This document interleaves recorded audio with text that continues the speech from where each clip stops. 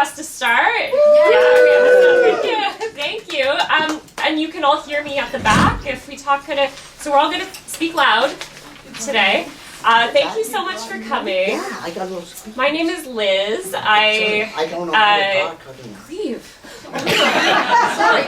I'm really excited to be doing this because I think that punk history is a really important history to keep talking about. Oh, I'm going to hit record for myself too. We're also going to record these conversations, but I think that it's a really important topic to document, to archive, and I feel really lucky and grateful that we have some amazing panelists here today. We have Cleave Anderson, who was in a band called the Battered Wives. Cleave has also played with bands, many bands, which we'll talk about today, including the Viletones. We have Chris Haight from the Viletones as well. Chris is one of the founding members of the Viletones, and he's the last of the founding members of the Viletones as well. So it's really important for us to be able to come together to celebrate these voices, celebrate these stories, and then of course we have Linda Lee of The Curse, who's also known as Patsy Poison. And I'm so excited to have all three of them here. Again, I feel really grateful for that. I know Mickey Skin from The Curse was also supposed to attend today. She's unfortunately unable to, but we're going to have so much fun with the panel that we have. We will open it up to audience Q&A as well in a little bit. I think we're going to start with Cleave because Cleave has something that he's written to start us off with. So I'll kick it over there, and then we'll get going with some panel questions. So thanks so much to everyone for coming.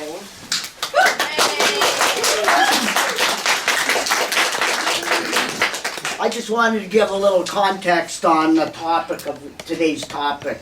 And I'm Cleave, and I play music so I don't have to talk about anything, but I'll give it a shot.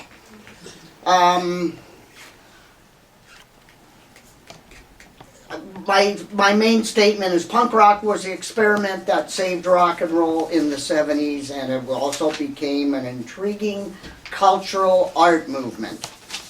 There has been some discussion about what punk rock is, and some have expressed that it's something that can't be defined, an attitude perhaps. I think it's become a recognizable genre that has taken its place in the history of musical styles. In the beginning, this punk rock was soon to be characterized by short, fast songs with a raw, energetic delivery, not needing expertise or experience, but instead ideas and enthusiasm and lyrics that challenge the past, all done with a do-it-yourself ethic.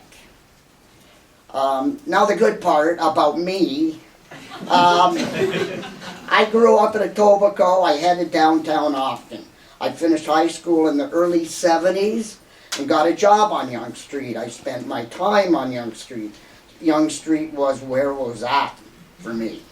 I was inspired by the people that had record stores, clothing stores, bookstores, alternative cinemas, hair salons, and bars that had live music. I was waiting for something to happen. As I was waiting, I took a trip to New York City. It was the mid-70s, and I was visiting CBGB, the world's new venue for new music. Getting a taste of the vibes in the Bowery, the Lower East Side, which was now home to young artists that were squatting in all the abandoned buildings at that time. One afternoon, I went to nearby Max's, Kansas City, where Andy Warhol held court with artistic weirdos and where underground rockers played and hung out. I went to the jukebox at Max's. There was a song called Down at Max's by Wayne County. I played it. The lyrics made reference to Ramones, Blondie, Talking Heads, Suicide, Patti Smith, New York Dolls, etc. It described this new scene I had been reading about. When I got back to Toronto, it was with the purpose of doing something similar. I started seeing handmade posters on posts on Yonge Street. One was the dishes, already a household word, at the Beverly Tavern. I went to the Beverly on Queen Street, just down the street from the Ontario College of Art, and was suitably satisfied that there was something going on in Toronto. Then what seemed like suddenly, the CN Tower was up, and the New York Theater at the top of Yonge Street, just up a couple miles up, the New Yorker Theater opened. And that's where Gary brought Ramones and all the first punk bands to Toronto. And suddenly it seemed like Yonge Street exploded into different neighborhoods. There was the Peter Pan restaurant on Queen Street West, New Rose on Queen Street East, the Crash and Burn in the Theater District, the Colonial Underground on good old Yonge Street, and Club David's, which was, no one knew where it was, but everybody went there. I was trying to find band members and that had a vision like mine. I was offered a chance to drum with a group called Jasper and Dirty Looks. It was 1977. Jasper had a song entitled, Hey Look, I've Changed. The idea of going through a transformation into something new. This for me was punk. We did a couple of gigs in out-of-the-way suburban bars, and then Jasper was asked to join Battered Wives, and I went along. Battered Wives, it had the topical and controversial name chosen from a headline seen in the newspaper. We had some songs that addressed some of the issues of the day and some themes that seemed relevant. It was a wild year, being involved in protests and kicked around by the media, all while filling the need for those wanting a new rock and roll. We played all over Toronto, Ontario, across Canada, connecting with other punk bands and fans. Then the band took a serious career direction at the end of 1978. I was uncomfortable with some of the politics and I moved on. A few days later, I'm almost done here. I went to Gary's last pogo show at the Horseshoe. Talk with anybody at that? Yeah. No? Yeah. You were born yet. There at the Horseshoe I met Vera Sky, known as Rabies, of the band Tyranna. She took me to hear demos and asked if I would drum and help write songs. It was exciting to be with young players, this is 1979 by the way, with new punk ideas. Some of the songs were about riding the subway, making test tube babies. We played lots of shows around town on the same bill with the Cars, Viletones, Forgotten Rebels, 04, The Ugly, Iggy Pop, at venues like The Edge and The Turning Point. In 1979, that was full of great music and a punk rock camaraderie, but by the end of the year, through a series of dark events, one being Sid Vicious's death, the beginning seemed to have come to an end. Tyranna's last gig was 1979 into 80, New Year's Eve at The Edge, with Jane County, who once was Wayne County, who had the song on the jukebox at Matches Kansas City that inspired me originally, and that was a nice way to wrap up the beginning of punk rock for me. In any case, that's how it started for me, and you know, continue from time to time to participate, and with a lot of people that are here right now, and I'm thanking Liz and Kingi for letting me talk. And I'm done.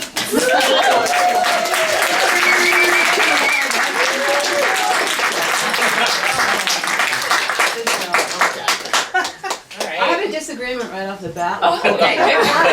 Well, go for it. We can talk after me. You'll talk now. The very first or second thing you said was that this partially evolved through us revolting because we hated the music of the day. I didn't That, say that, that. well, you said that we were, something about we were tired Oh, of rock and there roll. was, or it we was didn't- we didn't a like rock reaction and roll. against the high No, rock, yeah. that's nonsense. For me, it was. 19, okay, no. Yeah, you loved What? that. You, Oh, louder, louder, Oh, louder? louder. You get to really yell today. maybe stand up. Okay! Do you want me to begin again? I have a We can also problem. stand if you want to stand when you speak. I don't think But I'm you any don't have louder. to. Okay, okay. I have a bone to pick Go ahead, I take you, with take you you on saying anytime.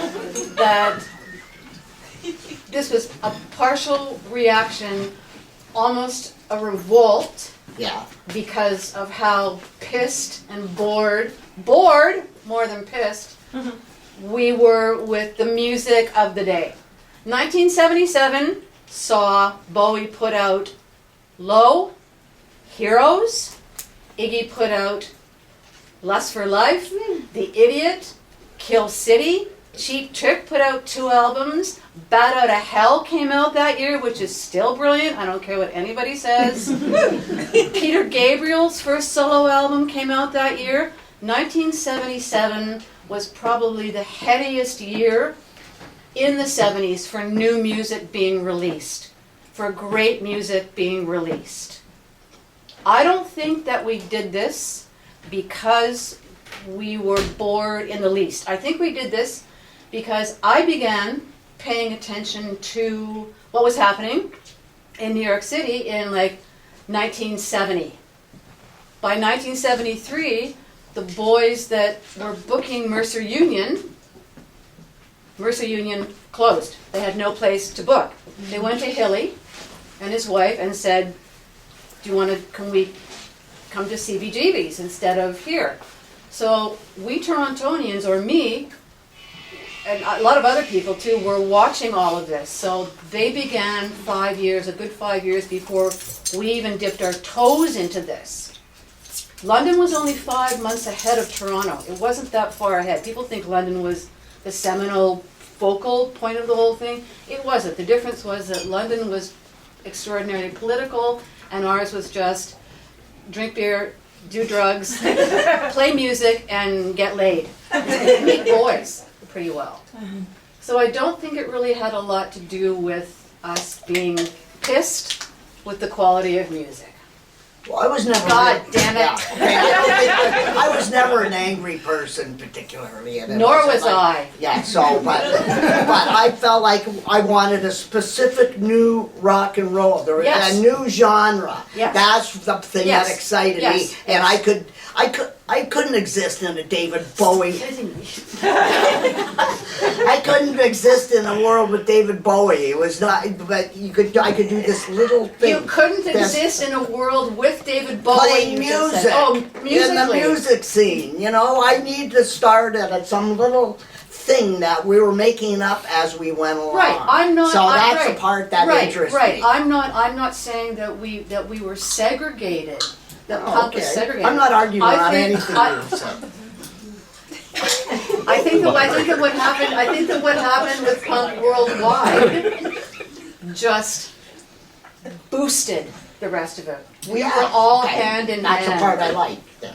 Well, no, that's what I'm saying Yeah. too. I'm just Okay. saying I don't think that it was done because people in Toronto were put off because they were tired of hearing Journey.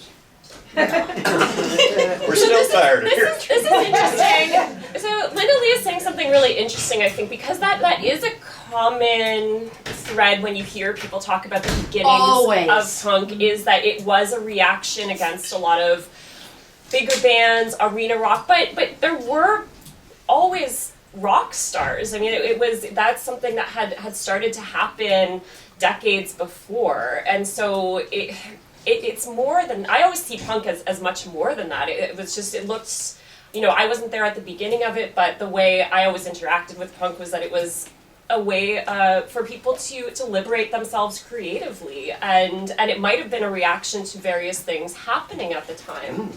But yeah, I think that this is an interesting point, because very often you do see that same narrative being upheld. I'm curious about Chris, because Chris, you You were already working as a musician when punk started. You'd been on the road, you'd been in bands already, you'd been in bars. So what was it about you as someone who was a little bit further down the path career-wise that saw punk happening and you thought, that's where I want to start putting my creative energy? I just thought punk at the time opened up a new opportunity for example artists that weren't maybe self-confident in their styles, or but anyway, what punk did was it leveled the playing field where, hey, I think that it's not that complicated. I think I could do something with this. It made us fearless. Well, I don't know about that, but 'cause, we were always, looking for the cops, or they were looking for us. No, well, that's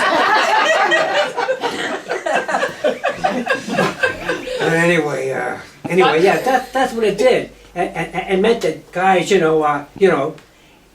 I've got 90% attitude and 10% talent. I can make it fly, and that was the beginning. yeah, spot on. I remember doing an interview with Chris at CIUT radio. I think maybe the Secret thing. Yeah, And you with said mine, this thing that rang, it said all of a sudden there was this thing, this ours, David Bowie wasn't mine. It was great music. I wasn't, but I wanted something that, and I had already played a whole bunch of gigs with different people playing Rolling Stone covers and blah, blah, blah. But all of a sudden you could come up with make something. Yeah, we went and- hand in hand. It was Yeah. the icing, new wave punk, and then Yeah. new wave, not so much as punk.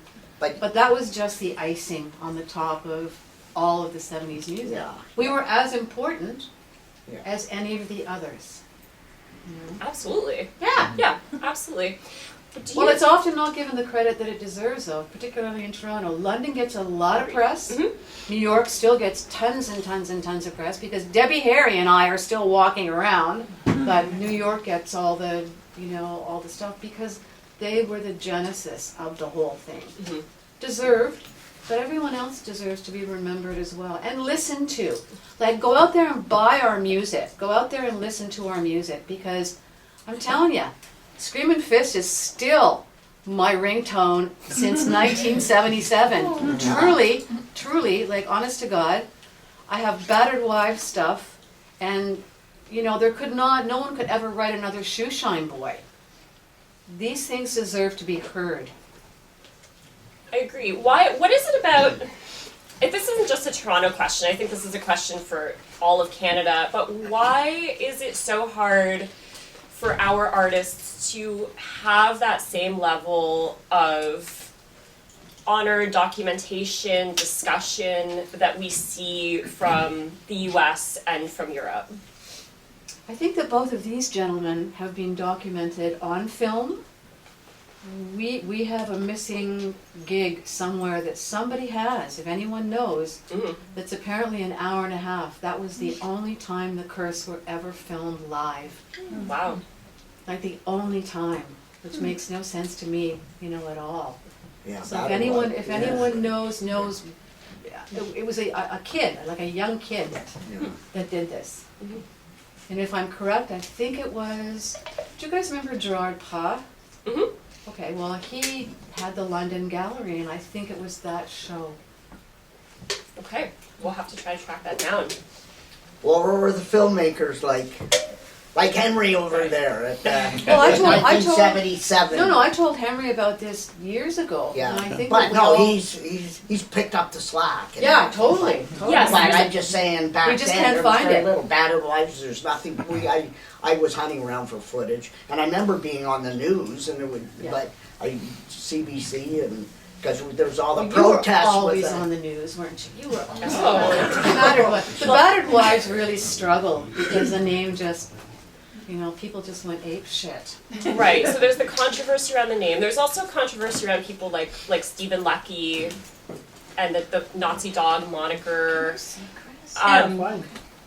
which I think is one of those things in punk that hasn't really aged well when we look back at some of the symbolism that was being pulled in. At the time, it was done as a way to be subversive and to be rebellious. But 50 years later, when you look back, you really cringe at it. And I know that a lot of people from the Toronto scene have talked about how they really feel embarrassed about some of those associations. I'm curious, and maybe I'll ask the separate questions for each of you on this, but Chris, you having been in a band with a singer who's calling himself Nazi Dog, what was your feeling about that? Well, my first encounter with him, I thought he had a little speciality about him, and he could ring off all these guys who were just dying to interview Steve at the time, and he could just have a knack for knowing what kind of bullshit these guys wanted to hear, right? And a lot of that stuff was bull, right? But he just had that knack. He knew how to deliver, like, oh, Stephen, can you tell me what's gonna happen? Oh yeah, sure, do. It was that, but I think he was Stephen more. I think he was more of a spectacle than he was, like, for example, a singer or an accomplished musician, right? But he just knew how to manipulate things, how to put the right ingredients together to give it a really good bang. How to work the room. Right. Well, he had that down pat. Yeah, I know. Yeah. So for him, it was the Nazi Dog moniker was more It was more for press and controversy. It was more to it than that. He was more of a theatrical.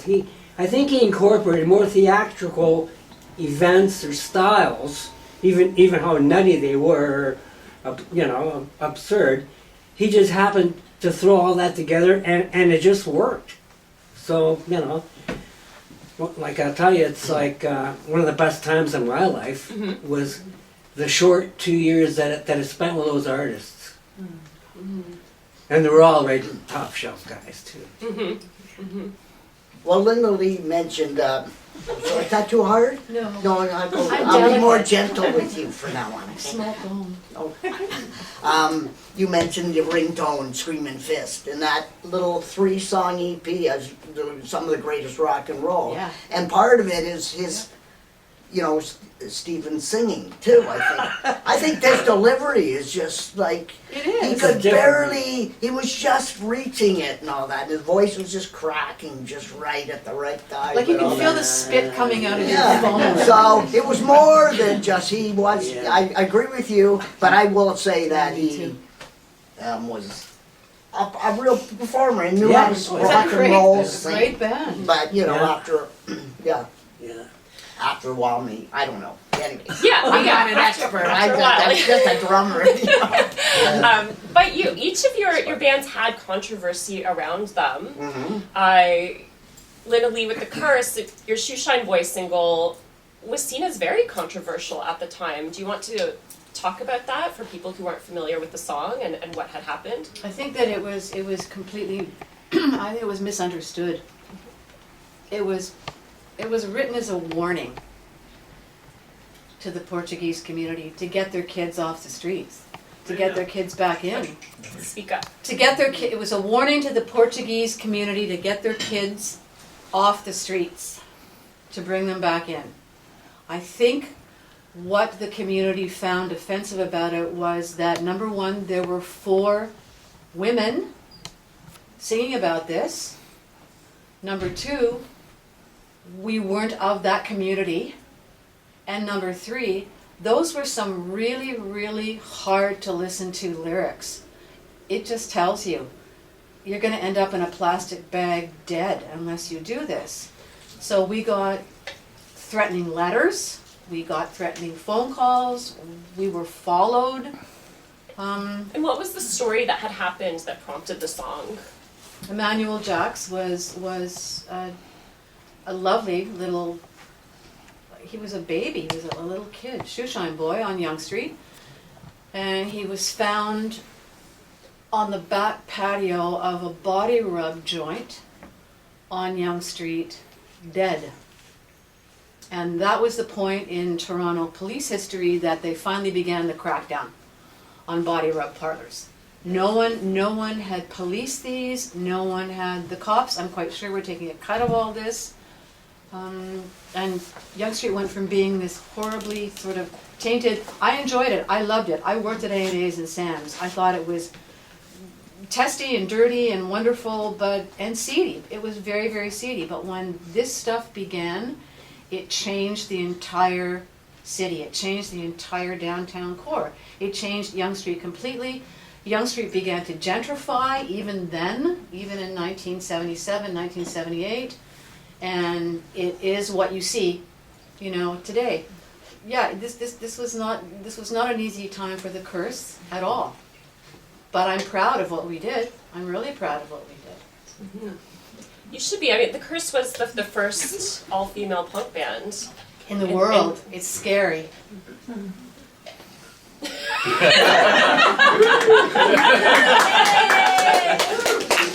There's a discrepancy. I could see that in your face. That the slits maybe someone was slightly before us. Mm-hmm. I think the timing was about. What were you going to say? I think you could at least say in Canada. I think that's in North fair. America. Yeah, in North America. Sure. Yeah, claim that continent. Go for it. I'm not big on taking claims. I'm not big on marking my territory. Mm-hmm. I'm just glad that we were there. Mm-hmm. I'm just glad that we did what we did. You could never do what any of the three of us or anybody.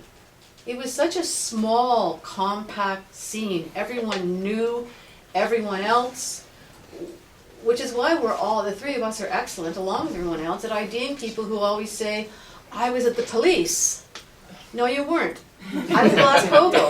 No, you weren't. And I have no qualms about calling them out and just saying, bullshit. Mm-hmm. No. The first gen punks, those of us who are lucky enough to still be here, know the story.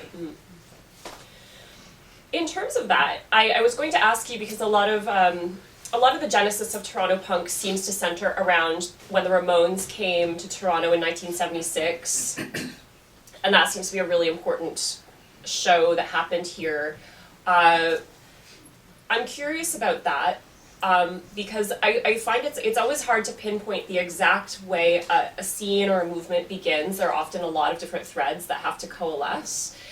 So I'm curious, if the Ramones had not have come to do that concert in September 1976, what would have been the genesis of punk in Toronto outside of that? Would it have started anyway? Cleave? I think it would have happened anyway. Mm-hmm.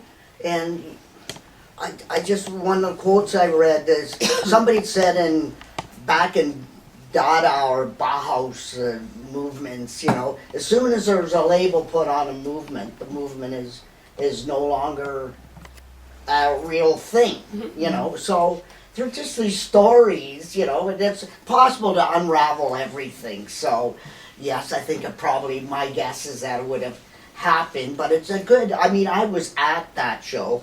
I was in the lineup at the front, and it seemed like, because I met all these people that were going to be in punk groups, mm-hmm. and at it. There was Mr. Shit. Did you know him? I don't know. I met him. I was standing next to you in that lineup, right behind you. Oh, yeah, okay. Well, I remember clearly. Or do I? So Linda Lee, is it true that Cleave was there?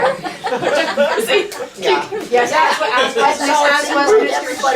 so that's as good a moment to use as anything. That's a good one. And who knows?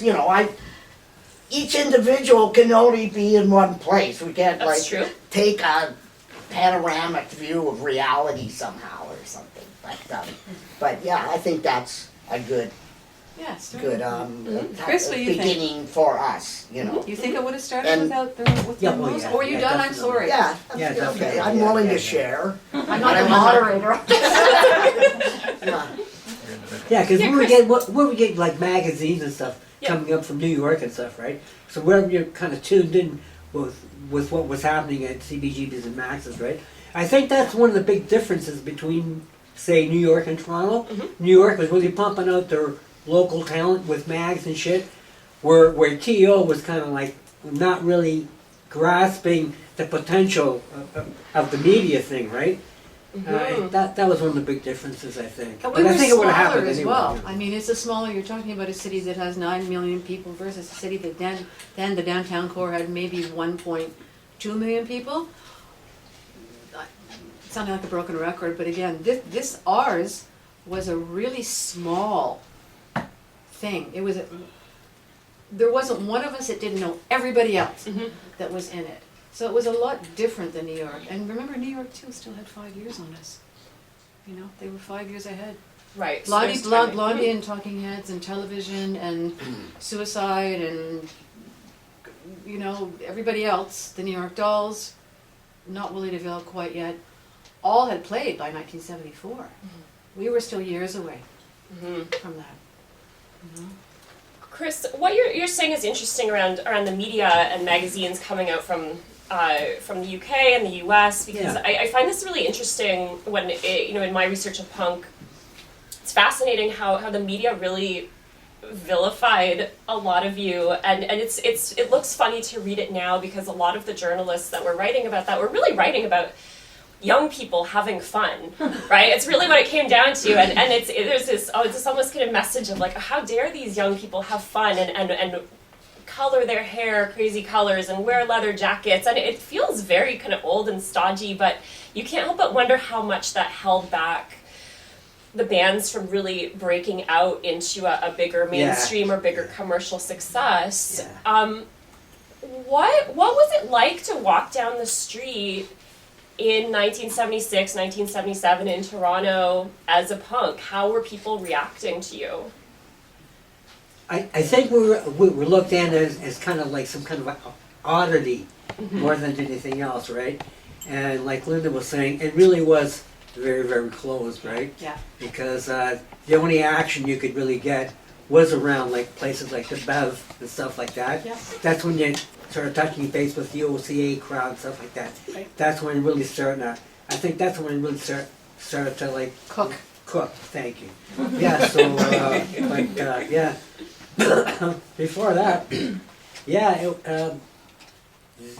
they really weren't behind original artists. No, it was just people in the scene themselves that were pushing themselves, you know.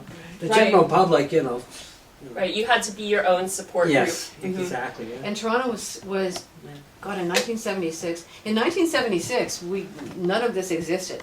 What existed in 1976 was us living on Yonge Street at Wellesley and seeing Chris and Stephen and Motor and Freddie and Eva walking around always in our neighborhood in the gear with the Viletones, remember, with the logos on the back, and you know, and there, no band that we knew of, just these really like weird people that we were going,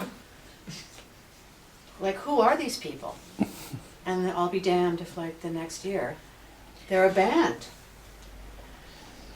Like they're a band. Mm-hmm. I think people, I think part of the reason that we enjoyed it so much was people thought that we just they couldn't pigeonhole us anywhere. So. Do you have anything to add, Cleve? What was it? Go back to what. What was you it? said. What was it like to walk down the street as a punk in the late 70s? Well, I thought it was fun. I thought it was interesting. Yeah, I felt it was. like an individual that I belonged to something, and I thought my understanding of it was something pretty good. And I kind of thought I'd read somewhere that it was disposable and temporary, and I didn't expect any, to be a rock star out of it. I just liked participating in this arty little thing and I thought a new rock and roll was needed, Yeah. and I wanted to participate in something that would create little punk rock songs with lyrics that, yes, that's punk rock kind of thing, And I walking down the street, I don't know, but yeah, people were kind of almost afraid of us at first, and then later, it just took on a kind of crummy, people want to push us around, or, you know, well, punk sucks, man, you know, because it wasn't a mainstream thing. But it was fun, it was temporary. I didn't think it was a big deal or anything. I thought the Toronto scene was great. There were some fanzines, there was a Pig Paper and Shades, you know, and George Higdon, yeah, he, you know, I wrote out the first issue of Shades magazine, what he said about it. May I read it? It's just a little thing that he wrote You about wrote it? punk rock. Oh, yeah, yeah, I just got a whole bunch of quotes and stuff by the people I thought were, but it was just Fun. Fun was a big word. It was, you know, some of the words that were kicked around were things like, well, shock value was a thing, you know, just 100% shock value, just to see what would happen, you know, and we were like kids, you know, like we're not that smart or anything to think of all the, if there's insensitive, people are going to be hurt or whatever. If I can find I it. didn't think we were insensitive at all. We didn't write things to hurt people. No, okay, so I was in Battered Wives, and lots of women, you know, people thought that we didn't care about, you know, we're trivializing was the criticism we got. The issue, we weren't trivializing at all, except later on they started to use a logo, a really horrible logo, and they, Oh, yes. but, so, you know, I didn't like that, and I left soon after that, but there was a women's group, Women Against Violence Against Women, where up and up, they had already protested the Rolling Stones' Black and Blue album. I don't know if anybody knows, but it was on the cover. And so, you know, the issue of battered women was an important issue, and it wasn't even that uncommon. So, but nobody wanted to talk about it because maybe it was in your own family or something. No, because So- they missed the message. Yeah, was we a offered a warning forum too. to So these are discuss it. warnings, you Stuff, guys. You know, yeah. So, you know, that part I didn't mind. I liked the idea that they already had the name when I joined the band, Battered Wives, and I thought, oh, that's not they picked it up from a headline newspaper. That was a common way of picking a band name. Go pick a headline. Crash Kills 5 was, Right. you know, Yeah. Don Pyle's Yeah. first band. And so, Battered Wives. See, we weren't wife beaters or wasn't nothing like that. We were identifying with women and as victims too, you know. So I thought it was an okay thing, but then it just got, Out of hand. it got, you know, beyond me. It wasn't fun anymore, sort of thing, you know. And lots of the stuff that were written about us was, you know, what crummy people we were. So Right, and it wasn't really about the music Yeah. itself. It was Yeah. about this perception. The name. And yeah. But back to, well, the other cities had a better deal than us. I don't know. I think the Toronto scene was kind of fun and about appropriate for the size of It the was city. wonderful. Yeah, it was, you know. And punk has gone on to be many different things, which is good too, you know. It's interesting. You use the word temporary, right? Thinking that this Yeah. was going to be temporary, but punk turns 50 this year. If you're looking at 1976 Yeah. as the starting date, especially Toronto, if that the genesis is in Toronto. If you look in the UK, the Damned's first album came out their first single came out 50 years ago as well. So we're really seeing all the celebration and talk around that 50th anniversary. Yeah, the Clash's first album was 1977. Right, and so a lot was happening. So if we kind of arbitrarily have to pick some timelines sometimes, and if we look at this as the 50th anniversary of punk, it's really incredible that we're here talking about how significant this history was, but also how meaningful this music and culture and sense of identity continues to be for so many people. Yeah, it is. And for what you asked, what Cleave's about the Battered Wives, Chris got that, all the Viletones got that because of the Nazi dog thing, as you mentioned before. The curse got totally nailed to a cross because what is the curse? Menstruation. And also it's very easy to be harder on women, I think. Unbelievably Yeah. so. Crazy Especially hard. in the music industry. Yeah. Mm-hmm. Yeah, absolutely. Cleve, did you find your passage to read? Oh, almost forgot. Don't I forget got me. stuff There's on more. filmmakers, Are you still the looking? Okay, if you're people. still looking, we'll have more questions. George then. Higdon, okay. Oh, I you got it. Okay. Yeah, he had a band called the Existers. Yes. With That was Barry. a pretty good Yes, name, yeah. and for context, so George So Barry Higdon was had in it. also a really great zine called Shades Magazine. Yeah, pardon me? Yes. In his, letter from the editor in the first page of the first Shades magazine, he said, "Art is for the masses. Punk is a genuine movement that wrestles rock art from the hands of Tin Pan Alley," meaning the mainstream, and it has saved rock and roll for the disenfranchised young by playing new, twisted, and desperate anthems for the metropolis. Some good words there. But Nice. yeah. Nice. But he's a guy that believed in it, It's Whether great music. a year later he believed in it anymore, I don't know. But it was a great moment, when the potential was realized by smart people. I think, yeah. Yeah, yes, and that's the interesting thing about punk is it wasn't just about the music. It was also people who were writers. They were photographers. They were fashion designers. It was also stores and restaurants in Toronto. It wasn't just about music. I think a lot of the times now there's a misconception around punk that it's just a specific sound. But when you look at the history of it, it's a whole ecosystem of creativity. And I'm curious to ask you, how did punk change the city, and where do you still see its influence today? Chris? You first. I don't know. I don't know if it changed it that much. Okay. I think that's all those things you said are relevant. The designers, the filmmakers, et cetera, are still going, and that's the. But filmmakers are already kind of getting into film noir, the darker sides of life and everything. So I don't know. I can't. Who can give a better answer than I do? All right, Lindsay, go for it. Because I know that you have a special relationship with this city too. No, that's a You think so? no. You d- oh. That's a big question. Mhm.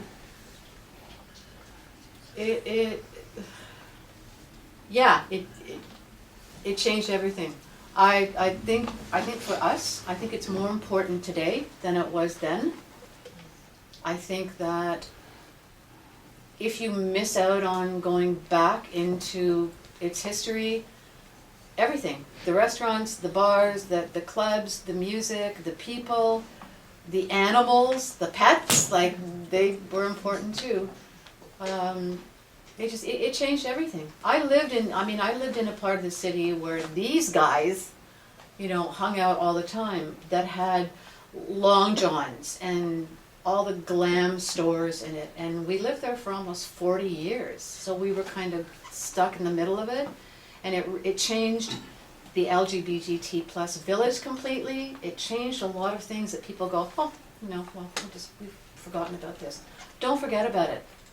Take a look at its history and of all of these things. Listen to the music, because if you don't get up and dance, you're dead. There's something really wrong with you. The music was great. It's as relevant today, it's more relevant today than it was then, because what came out of first gen punk never was as great. Second gen punk was gentrified and Billy Idolish. Gen X was brilliant. Gen X, brilliant, still hands down.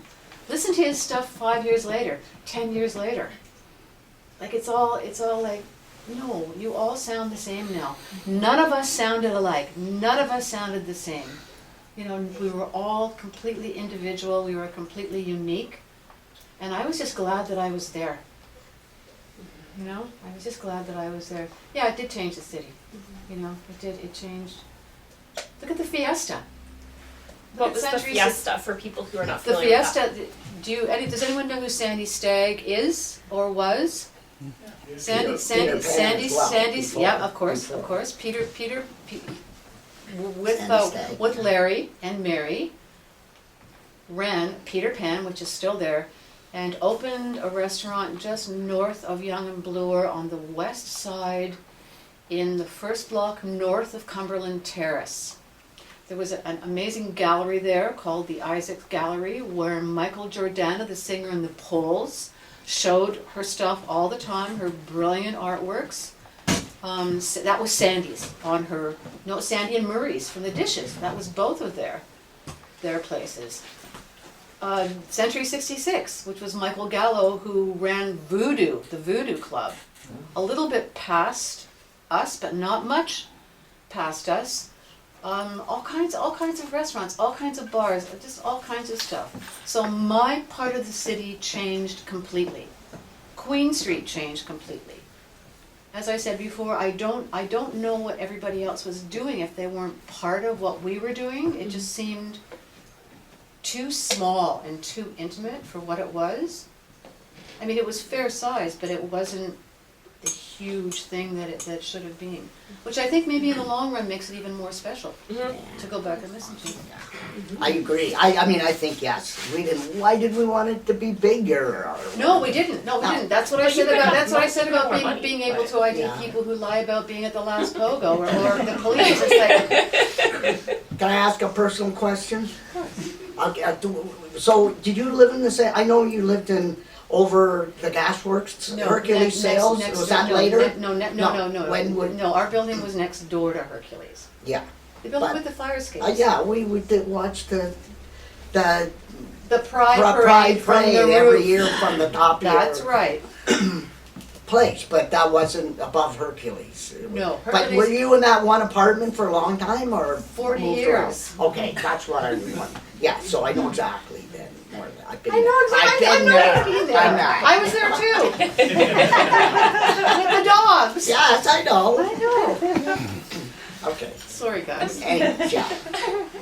Um, Carrie. I'm going to ask another question before we open it up to the audience because I'm sure there are questions throughout the crowd. So I'd like to ask each of you, Chris, maybe you can start.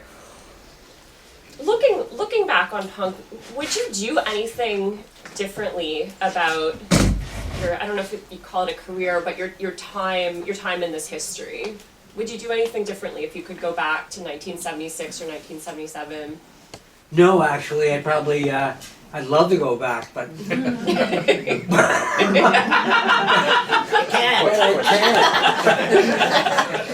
No, I wouldn't change a thing. That helped shape a whole lot of my future take and outlooks on what I'd like to write about.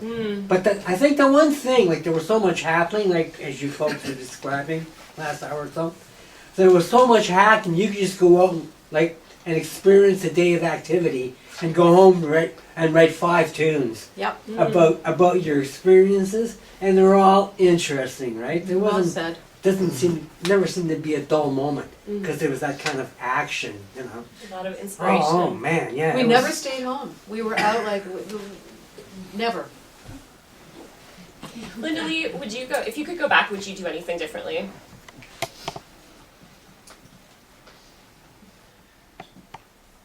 No. It was much shorter than people classify it as. Like it was literally our thing.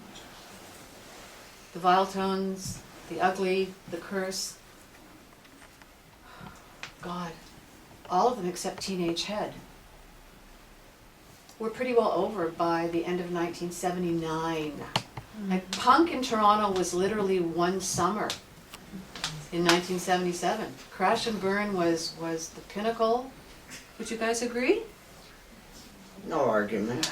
Because I might, but no. No. Yes, yeah. No, I mean there were Sure, things. that's There, good there, enough there for were me. things. No, there were things. Okay, not over. It did carry on for another Yeah. year and a half. But it was the apex of the whole thing. That went by too quickly. That flew. I mean, But were you saying the punk that followed it, hardcore, for example, was the main thing after? No. That's not valid, or No, I'm what not you saying. say? No, I'm not saying it's valid. I'm saying it's completely different. I'm saying the first generation punks It was a different. in all the cities across the world, particularly New York, London, and Toronto, LA too. L.A. um, Yeah, it's got overlooked. Just completely, I think, paved what was coming. Mm-hmm. I think along the way, New Wave did gentrify. That's what happens to everything. Everything gentrifies. Of course. You know, it changes. But we were lucky enough to be the ones who kind of laid the bedrock. I hope we Yeah. did, anyways. Like Teenage Head is still, God bless Steven. You know, he's still out there, thumping that bass, and they sound as good as they ever sounded. You know, they're still out there. Cleve, would you change anything? No. Not that I think, I don't even want to think about it. It was what it was, and Yeah. it's, you know, it was my most memorable days. You know, I've had some memorable days, but nothing more than that. It was just exciting, fun. It seemed special, you know. Yeah. I felt like I became part of the cultural fabric of my city, even though it wasn't a mainstream accepted across the board, like some of the, when it was covered by the newspapers, because it was kind of, with that kind of top of, it was the new thing, you know, but I don't know. Yeah. It's good enough. Good enough. Yeah, Good I mean, Cleve, you've had a really interesting path as well because you continue to play. You've been in so many bands, and a lot of the bands from that first wave of punk in Toronto did reunite or get back together. Some of them have continued on, like Teenage Head or Forgotten Rebels from Hamilton. But Cleve, you've played in so many of these bands too. Like you've really made a whole life out of it. Well, I guess I had such great memories, or it was meaningful to me enough that I formed the Screwed, and we would just be, and Sid's Kids, and we would I'd round up as many of the old folks that we could and put on some of the songs and do shows. And then the Screwed was just taking songs from 1977 and doing that. But in the meantime, a lot of new things came along. I was a part of the the World Beat movement was with Parachute Club and everything, you know, I had Gamma Gamma, and I liked all the new things. Punk kind of got old and stuff, but it was never the same as such an original feeling as, you know, and then with Blue Rodeo was like that kind of returning to acoustic sounds and a bit of a folky country, and so it was new and fresh, and the people that were doing that were interesting, and I wanted to be in their little camp and everything, so what am I going off base No, here? no, carry on. Yeah, so, but, yeah, then I guess it was,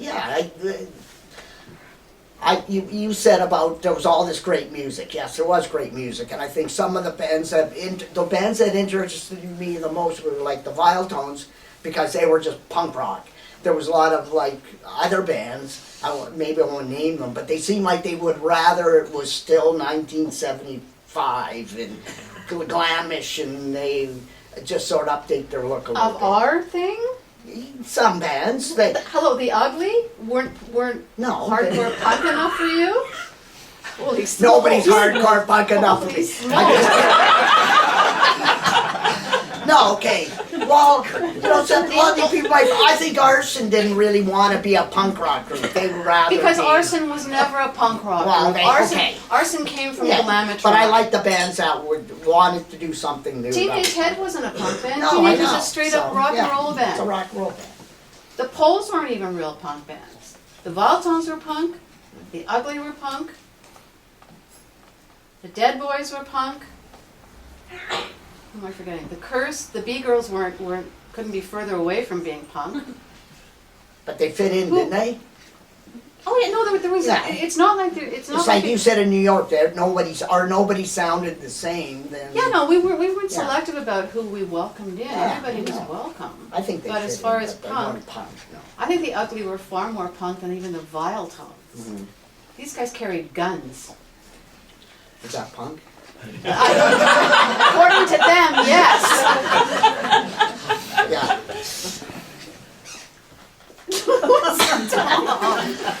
We're More always questions. like All this. right, okay. How's everybody going out there. Do you have questions for our panelists? Yeah, at the back. Liz, I Yeah. gotta get a drink. Oh, Yeah, okay, me hold on. too. Okay, We have to get a okay, drink. I'll Chris go needs, first. okay, no, why don't we pass some drinks up? Okay, fine. Just gonna go ahead. Go ahead with your You question. can't tell us I otherwise. can't tell you anything, it's true. Yeah, go ahead with your question. Cleave, I just wanted to ask you, earlier you mentioned a gentleman by the name of Mr. Shit. Yeah, That was a little before my time. But you've probably read the novel 1978 by Daniel Jones. And he has a character in that book, Mr. Shit. And I'm wondering if that was based on the actual Mr. Shit or if he just took the name. Do you know this? I So he's like, so, you hear better come on, than me. so, I got my hearing aids in, but it's still on. he's asking about a Mr. novel Shit, called yes. Yeah, Mr. so Shit, yes. that was before my time. But I didn't. So you've probably read the novel 1978 by Daniel Jones? I don't think I have. Oh, I okay. will 'Cause though. he has a character named Mr. Shit in the book. Yeah. And I'm just wondering if it was based on the real Mr. Shit or if he just took the Who name. wrote I the can book? answer this question. Daniel Oh, Jones. good. Yes, so this book is amazing. 1978 by Daniel Jones. Daniel Jones was a writer from Hamilton who eventually moved to Toronto. This book, I don't think unfortunately, it's fallen out of print a couple times, but if you can get your hands on it, I highly recommend it because this was an amazing novel that was a fictional account of the Toronto punk scene. And so some of the characters are real, some of them are made up. But it references all of the venues, all of the bands, it mentions the Curse, it mentions the Viletones, it mentions the Forgotten Rebels. And this book was my gateway into Toronto punk. And so this is how I came to be here today, because when I read this novel, I didn't know that there had been a punk movement in Toronto. And it blew my mind. I was around 18 when I read it, and I was obsessed with the Clash and the Damned. And I thought, wow, holy shit, like this happened here in my city too, and it changed my life completely. So you gotta find this book.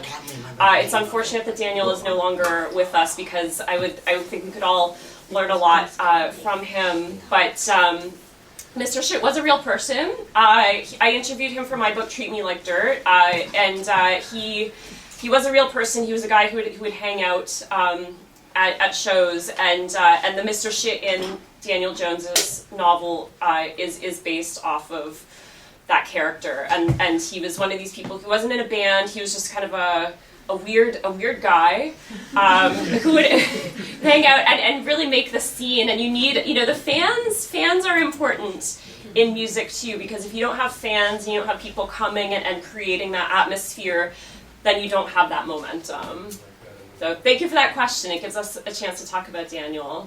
Remind me of the title of the book? 1978. 1978. 1978. Okay. And More- I'm sorry, yes. what's the author's last name? Daniel Jones. Jones, yeah. Thanks. Yeah. Oh, sorry.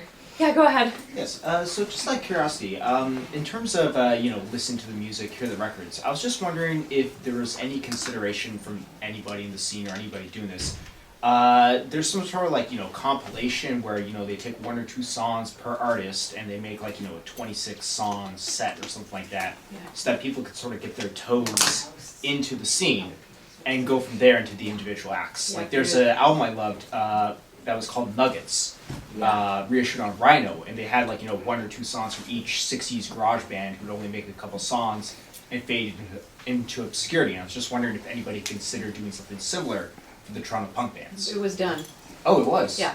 Oh, It's a chap, his name is Jan Haust, Haust, and his label is Other People's Music. Okay. But there's a disclaimer here. He took all of our music without asking any of us. The Curse is, a lot of, the singles are actually on the Curse's version of this, but there are basement tapes from our singer Mickey Skin's basement that he recorded, that he took. So whether or not you want to have him profit off this is up to you.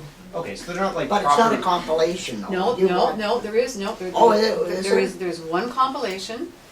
I think it's 16 songs. It's really hard to get. The Poles, Us, the Viletones, the Ugly. A couple more that I can't remember.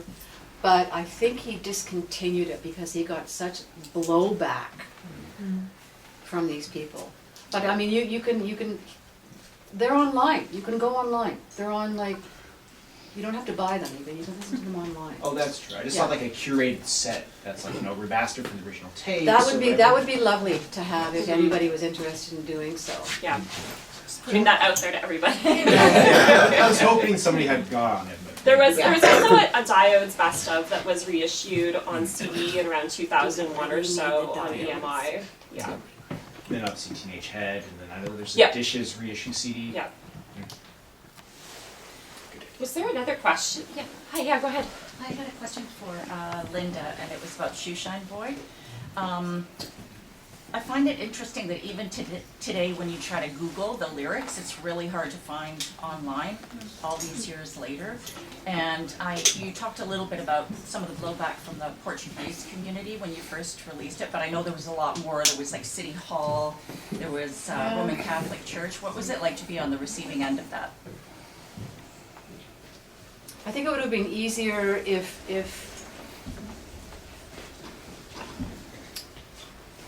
because we were so out there, because it was what happened when Shoeshine Boy was written and when it was released was the downtown core, our downtown core, was still enveloped in our first gen punk thing. So it wasn't like we could run away and hide anywhere. Mickey actually lived in the near the Portuguese community, so I think she got the worst of it. But none of us were easy to hide. Like we were all out there all the time. So I guess putting ourselves out there, number one, was almost asking for it. These people like wanted to kill us. They really wanted to see us Like you had done it. physically harmed, for doing this. And I wanted to ask, if ever given a chance to even sit down with one of them and ask, like, did you listen? Did you listen? Did you hear what we were trying to say to you at all? There's nothing horrific. There's no swearing. There's no, racial slurs. There's nothing in it like that. It's just a warning to moms and dads to get your kids off the streets. I would do it all over again if it saved one kid's life. It worked. It closed down most of these places. I'm glad we did it, and I'd do it again. Henry. Yeah. As far as the Curse's lyrics go, I have to agree with you 100% because brilliant lyrics, and even more so than Shoeshine Boy, was the B-side, which was a fantastic number on just slamming this pharmaceutical industry and just the destructiveness that was laid waste, I think, to a lot of people just by doctors overprescribing. So the lyrics on the B-side is just as great as the A-side for sure. What song is that?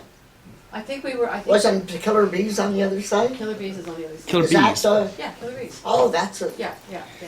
But I just seem like it's a lot more in depth than just the title yeah. because I'll have to take a Yeah. it's a lot more or less, look at that. the paranoia of killer bees, right? Because there was this whole phenomenon about killer bees coming up from South America, but it has more to do with taking drugs that prescribed drugs and then going into delusions about all kinds of other paranoias. The Exorcist, ringing or caress? my daughter's, The Exorcist and all that kind of stuff. Yeah. So the lyrics are just great, but it goes into all that kind of stuff. Yeah. I think we were far more. What's the word? I think we were trying to be really socially responsible. Along with Jill and Ann are brilliant songwriters. Mm-hmm. They're great songwriters. But if you listen to most of our stuff, there's an edge that swings towards something that's not so bright. Good call, Henry. That was good. I still love that song. Good. I'm glad. Yeah. Go ahead. You mentioned a few times like the sort of the time period that you're talking about being very short and things ending very quickly. Like why, maybe this is a big question, but kind of like why was that, and what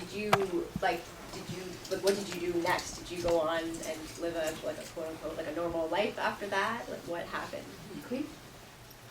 Well, I've already said Chris? I went on to play all Huh? different styles of music and you know, I had a family and She's and asking, I was a she's postman asking for- after the bands what you went on to do. What happened? Yeah, what happened after? What did you go on to do after punk? Well, I'd already been on the road for at least 10 years, and by the time 1980s swung around, I was married to my beautiful wife, and we bought our first house, and kids on the way. And so I just went on the back burner, you know. Yeah. As there was just so much other responsibilities involved that, you know, I needed a break to boot, so, you know, that was kind of a breathing point. Some breathing space. Yeah. Yeah. Yeah. Also important for me because Chris is actually my father-in-law. So if he hadn't have had those kids, my life would be very different too. So thank you, Chris. But you can say what you're doing. Cleve, what about you? The skirt. I was already a mailman when the punk rock thing came along, and I thought it was just a little, you know, a little thing to do, that I could participate in something that would contributed to rock and roll and stuff.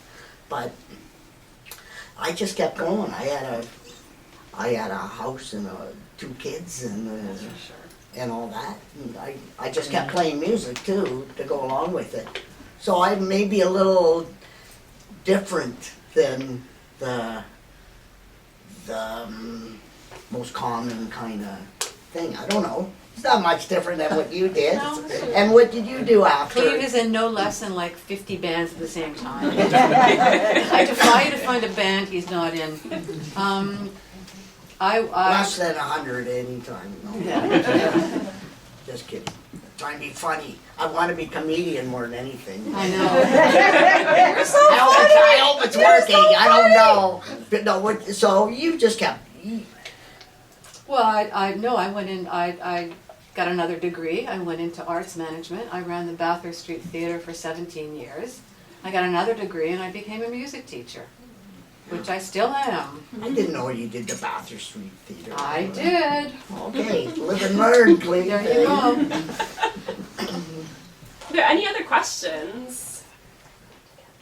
Okay. Yeah. Go ahead. Yeah, for Linda, being part of one of the first all-female punk bands that came onto the scene, I'm just wondering what the feeling was like in terms of acceptance. Did you feel that there was an automatic acceptance as a By woman? these dudes? No, just, the industry, on an industry level, like that, it's still predominantly male-dominated, bookers, producers. Did you feel you had to work a little bit harder, or what was that like? We didn't ever give that even a second thought.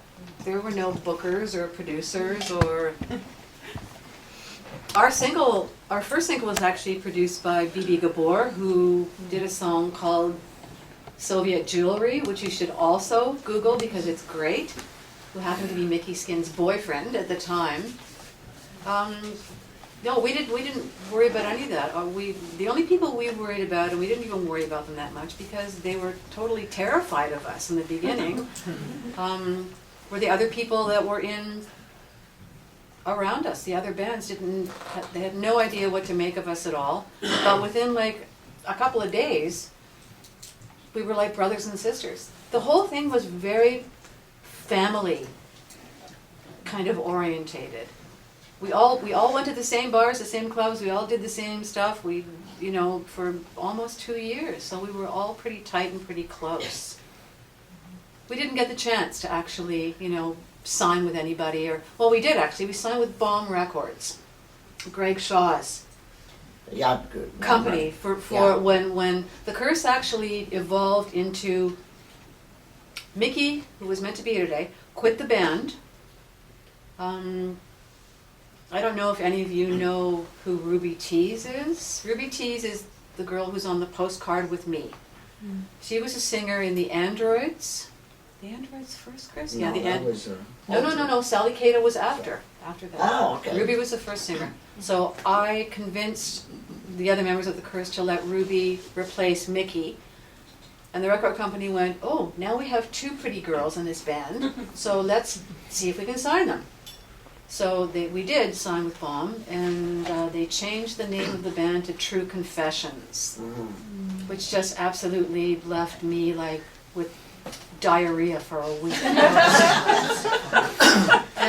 I went, I was delighted that my best friend Ruby was in the band, but it was just going somewhere completely Was that different. Bomb or Bomb Records? Bomb.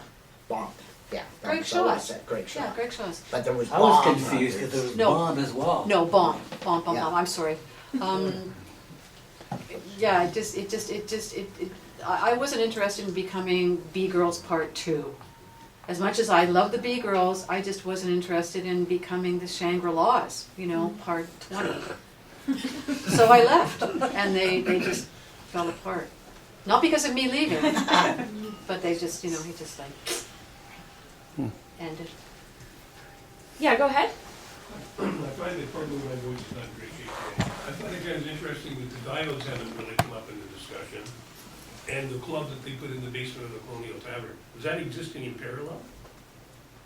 So there, asking about the diodes, Yeah, no, I heard. and you're asking about the club, the base, the Colonial, yeah, and the Colonial Tavern. Not Crash and Burn, the Colonial. Colonial Underground. It was Yeah, the called at underground. time. Yeah, I know. Yeah. We're selling out of the ship. Yeah. Yeah. So that was the very first before Crash and That Burn. was before Crash and Burn. Chris, he played there. It was- He played the Colonial Well, Underground. My brother Jay ran the joint, Yeah, and he was booking Head, the Diodes, Tones. right. That's when Tones got their first gig. That's right. That's right. Yeah. So the And question he found was a the CD. diodes. JTW, Jimmy the Worm. He's got a CD out called J Tunes. Grab it. Did you bring What some? are you wondering about the diodes? Well, just the discussion went on for over an hour without a mention of the Yeah, they're very important. Mm-hmm. I saw them more than anybody else almost because they kept doing gigs all over the place. I think they're very important. Yeah. I don't think as much. It's, yeah, some people didn't like their style, music maybe, but I think they opened the Crash and Burn with the Yeah, SEAC I give and them all full that. credit for opening Crash and Burn, but They were involved, that they were the old, it's got a different name, the Ontario College of Art Yeah. now, but, just got a D on and the then end. they played there, they booked bands there, Yeah, and A-Space, they were Yeah. involved in that, Yeah. I think, and yeah, that. yeah. The I diodes just were very early too. They formed Yeah, in I think they were 1976. no, I give them credit. Yeah. Credit where credit's due. John Cato's a great guitar player. Ian's a lovely, great bassist. John's a great drummer. I just really didn't like their singer at all. I just thought they needed a different singer, and I never thought they were punk either. Oh God. I will defend the diodes. I'll defend the diodes. I'll balance it out. The diodes, like 1978 by Daniel Jones, that was another gateway for me into Toronto punk because the diodes were out of the Toronto scene, one of the bands that had a lot of recordings and they had albums released, and that was important for me as a younger person in the late 90s and early 2000s. Before you could just find whatever you wanted online or whatever, you had to go out and you had to look for these things, right? And when I read Daniel Jones's novel, he had mentioned the diodes, and so I could go to record stores and I could flip through the records and I could find those diodes LPs. And EMI had just reissued a best of in around 2001 or so of the diodes as well. They went on the remember Mike Bullard? They went on the Mike Bullard show. And they kind of had this moment around that best of being reissued. And so that was, I think, really important for people who were of younger generations but who were looking to connect to that Toronto history, because unfortunately a lot of these bands they didn't put a lot on record. The Viletones had some singles, but they never had an album. They didn't tour extensively, and so when bands don't have that kind of body of work, a lot of that music gets lost as history goes on, unfortunately. But the diodes were one of those. They're one of those threads that I think have helped a lot of people connect back to that, and they become the gateway drug into these other bands that maybe didn't float up to the top in quite the same way, but should have. Yeah. Allow me to clarify. They were no. They were all, they're all great players. It was a really fun, good band. Their records, I like. I just thought that I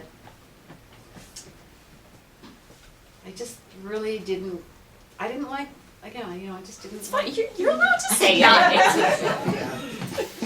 Right. I think that, yeah, Lisa, hi. I have a question about the word punk. Obviously, Linda has a definition and parameters that she cares about.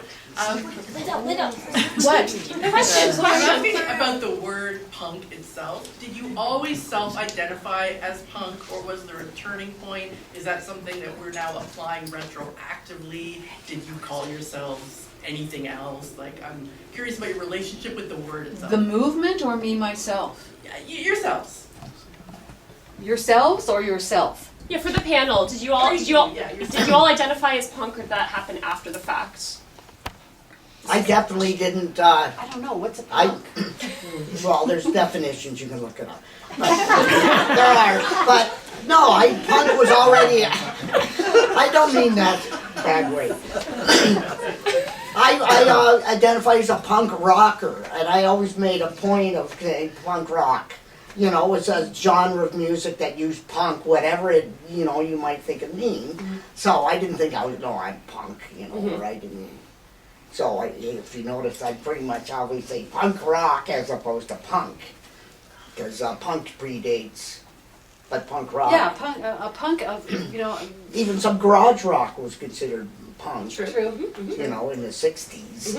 And, but punk rock was that thing that we sort of came up with. Malcolm McLaren had coined new wave before punk rock, and it was used later to mean commercial, 80s music that was new. Which was the fall of the first gen Toronto punks. punks. Yeah, I was okay with new wave. Like Malcolm McLaren's fairly interesting guy. He knew a lot about history and movements that were out of the mainstream, and the new wave film thing was the French stuff. Who was Jean-Luc Godard and so on. Yeah, we adopted the Chandelou really quickly, didn't we? The cutting of the eyeball. So, Chris, were you a punk? Chris, yeah, did you identify as a punk? No, not really. We were always just a rock. We were into rock, and punk was something that the public called us. Interesting. Linda Lee, what about you? A punk from exiting the uterus. Yeah,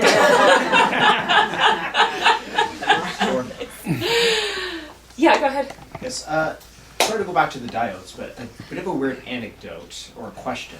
I knew Tony Malone from Drastic Measures, and he had a story about the diodes where apparently when the diodes knew that there was a record executive that was going to attend the Crash and Burn, they would take over as headliners and apparently push you off the billing, and that's how. Again, I'm just telling the story. I want to know if it's true. And then he was said that Bob Gallo of CBS Records just happened to show up at the Crash and Burn that day with the intention that we need a punk band. They saw the diodes play and they said that's our punk band, and they signed them there and they just went. Is that true? Partially true, or complete horseshit?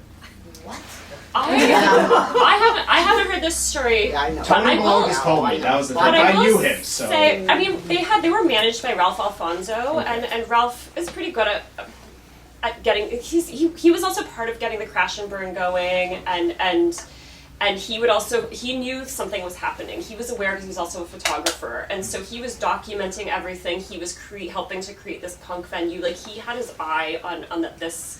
There was something going on, right? That these weren't just a bunch of bands forming. That he could see that there was a scene.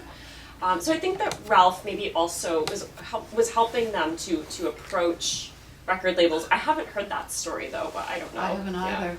It's interesting. I mean, that's the funny thing about all this is it's an interesting story. Well, it's like your book, right? It's all oral history, and there's different conflicting accounts, and so you sort of have to decide in that sense. So I knew that story. I knew Tony. I wanted to know if that was true. It's sometimes with this history, the mythology is more interesting than the reality.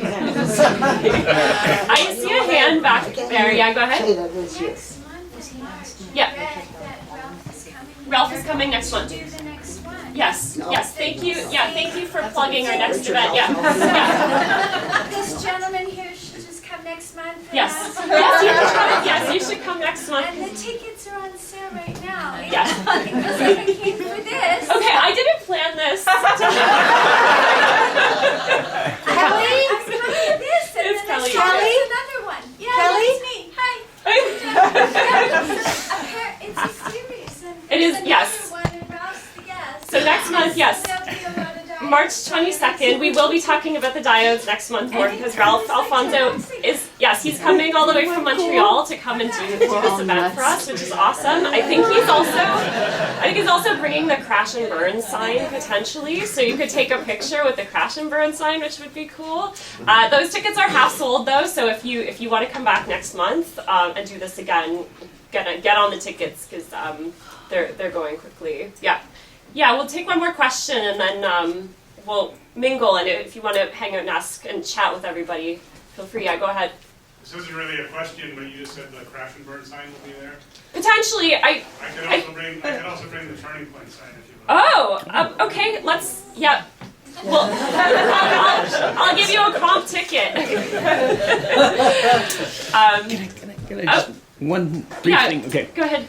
In 1977, I was in high school, and I wouldn't have known mostly about the Crash and Burn except for posters, right? Walking downtown, walking down Yonge Street, you saw posters all over the place, which is no longer the case because the fucking Yonge Street BIA refuses, or won't allow posters up on any kind of poles. So thank the Yonge Street BIA for sterilizing Yonge Street, even more so.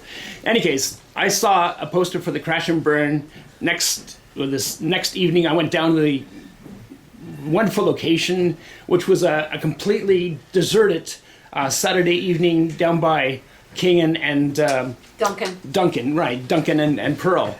So completely desolate downtown. There's nothing going on in Queen Street really. Anyways, Crash and Burn. Went down there, saw, well, a couple gigs later I saw the Viletones, but important to remember that Stephen Leckie was a showman more than anything else, more than a vocalist. He was a great showman, and he really put himself out there. I know his big influence was Iggy Pop for sure, Iggy Stooge, and the way he cut himself up, literally sliced up his arms on stage, was amazing for a teenage hoodlum like me, teenage punk like me. It was a revelation to see the Viletones playing on stage. And the other thing was that I was restricted to going to see bands at Maple Leaf Gardens, for example, right, where you're miles away, but seeing the Viletones up so fucking close and having the Teenage Head and Frankie Venom sweat on you was a great revelation. So I really appreciated seeing the Viletones and the Curse and God everyone bless else at the time. Frankie Venom and Gord Lewis. Yeah, amazing times. Thanks, Henry. Yeah. Yeah. Thanks, Henry. Yeah, thank you. And thank you to you. everyone Thank for you. coming today. Thank you so much. you.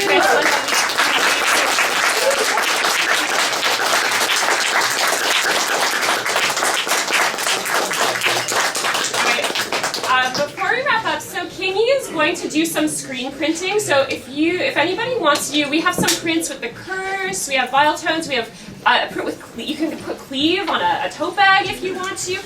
So we're just going to switch the room out to do some screen printing if you want to hang out, have a drink, have a snack, and then again, March 22nd, we have another panel happening. Ralph, Don Pyle, P-Ray Pappas, Last Pogo. And then April 26th, Kingi is going to speak on our panel at that one as well. So check those tickets out. We got books for sale at the front, so just hang out. Thanks again for coming. Thank you, Liz.